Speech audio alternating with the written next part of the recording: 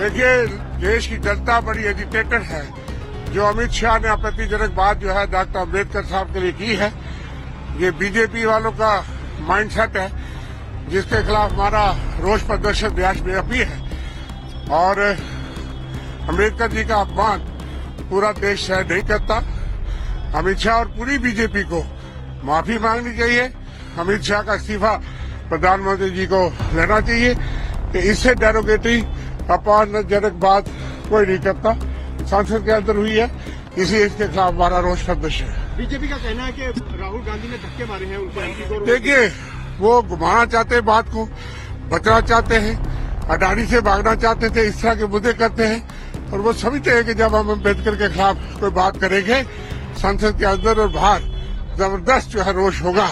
इसे जानबूझकर अमित शाह ने इस तरह के बयान दिया है। अमित शाह का ये भी कहना था कि एआई के जरिए उनकी आवाज को तोड़ मोड़ कर पेश किया गया। अगर संसद के अंदर गृह मंत्री की आवाज को तोड़ मोड़ के पेश किया जाता है तो ये और गंभीर बात है। संसद जो है वो स्पीकर और चेयरमैन चलाते हैं और इस तरह की बात कह करके बच नहीं सकते। और उनका बयान सारी दुनिया ने देखा है, देश ने देखा है। इसके खिलाफ हमारा रोष प्रदर्शन है। हम जो बर्दाश्त नहीं करेंगे, पूरा देश नहीं करेगा। और हम